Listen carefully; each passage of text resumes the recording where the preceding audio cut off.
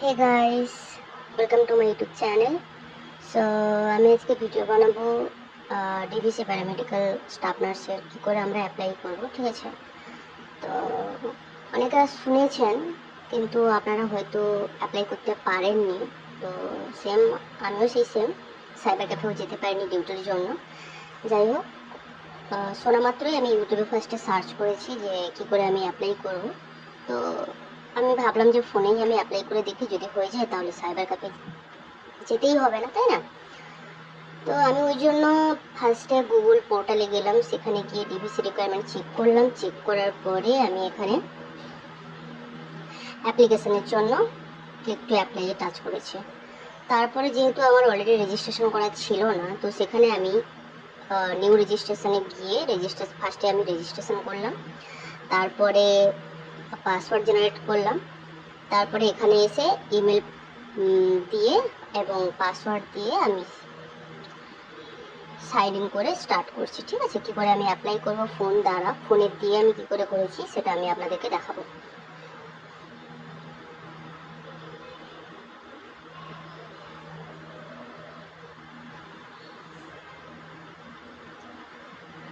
So এখানে আমি Google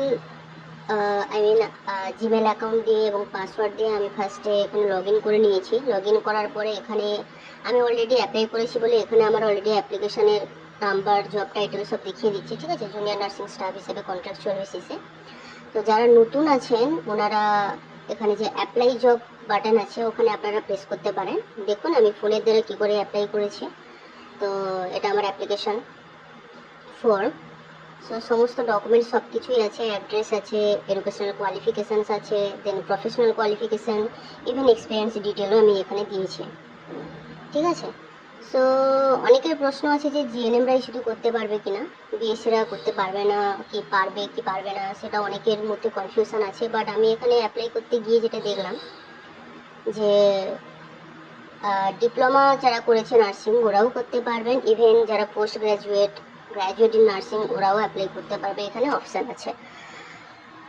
তো তারপরে এখানে আপনারা অপশান দেখতেই পাচ্ছেন, জব অ্যাপ্লাই করতে গেলে এখানে ফার্স্ট অ্যাপ্লিকেন্ট ডিটেল দিতে হবে, দেন অ্যাড্রেস ডিটেল দিতে হবে। সো অ্যাপ্লিকেন্ট ডিটেলে আপনার সমস্ত ডাটা দিতে হবে, লাইক আপনার নাম, তো কোন পোস্টে আপনি অ্যাপ্লাই করতে চাইছেন। যেহেতু আমি অলরেডি অ্যাপ্লাই করে দিয়েছি তো ওই জন্য এখানে আমার পোস্টটা দেখাচ্ছে না জুনিয়র স্টাফ নার্স হিসাবে। তো কন্ট্রাকচুয়াল যেটা থাকবে যে অপশানটা আপনারা এটা অ্যাপ্লাই করে দেবেন, ঠিক আছে? তো ফার্স্ট আমি তো আপনাদের ভিডিওটা দেখানোর জন্য করছিলাম, বাট এখানে আমি অপশানটা খুঁজে পাচ্ছি না। তাই আমি বললাম যে যেহেতু আমি অলরেডি অ্যাপ্লিকেশন করে দিয়েছি, অ্যাপ্লাই করে দিয়েছি, তো ওই জন্য অপশানটা আসছে না। তো আপনার নাম দেবেন, বাবার নাম বা স্বামী বা স্ত্রীর নাম যার হবে এখানে দেবেন। তারপরে আসছে আপনার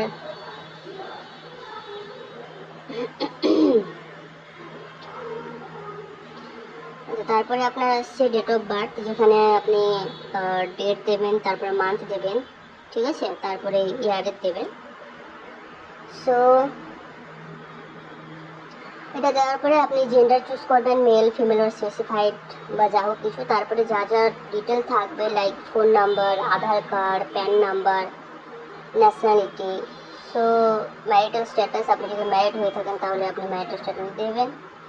রিলিজিয়নও দিতে পারেন, ঠিক আছে? যেগুলো ম্যান্ডেটরি, যেগুলো স্টার মার্ক দেওয়া আছে ওগুলো আপনাদেরকে অবশ্যই ওগুলো ফিল আপ করতে হবে।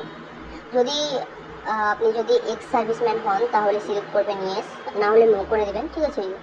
তারপরে বিডি, এগুলোতে সব আপনি ভালো করে দেখে অ্যাপ্লাই করবেন, ঠিক আছে? তারপরে এখানে যেটা ল্যাঙ্গুয়েজ আছে, ল্যাঙ্গুয়েজে আপনি যা যা ল্যাঙ্গুয়েজ বলতে পারেন, যা যা ভাষার আপনি বলতে পারেন বা লিখতে পারেন সেগুলো আপনি এখানে লিখবেন, ঠিক আছে? তো আমি যেরকম বেঙ্গলি, ইংলিশ বলতে পারি, লিখতেও পারি, তো পড়তেও পারি, তো ওই জন্য আমি এখানে ফার্স্টে লিখে দিচ্ছি। তারপরে যেখানে রিড, রাইট, স্পিক দেওয়া আছে ওখানে আমি গুড, ভেরি গুড, অ্যাভারেজ, আপনি যেরকম পারেন ওরকম হিসেবে আপনি ওখানে চুজ করে নেবেন। সো সো তারপরে চলে আসছি রিলেশনশিপ ডিটেলসে।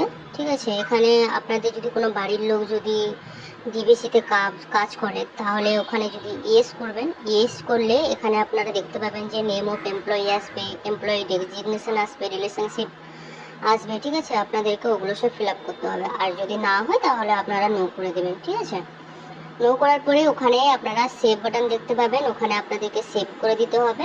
সেভ করার পরে তারপরে আপনাদের একটা অপশান আসবে,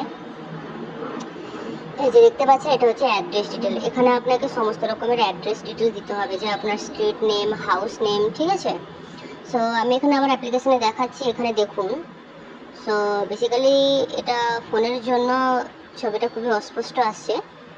ঠিক আছে, সো অ্যাড্রেস ডিটেল দেওয়ার পরে ল্যাঙ্গুয়েজটা তো অলরেডি আমি তো বলেই দিয়েছি আপনাদেরকে। এখানে অ্যাড্রেস ডিটেলে দেখুন, এখানে হচ্ছে হাউস নম্বর দিতে হবে, স্ট্রিট নেম দিতে হবে। ঠিক আছে, state, then post office, district, pin number.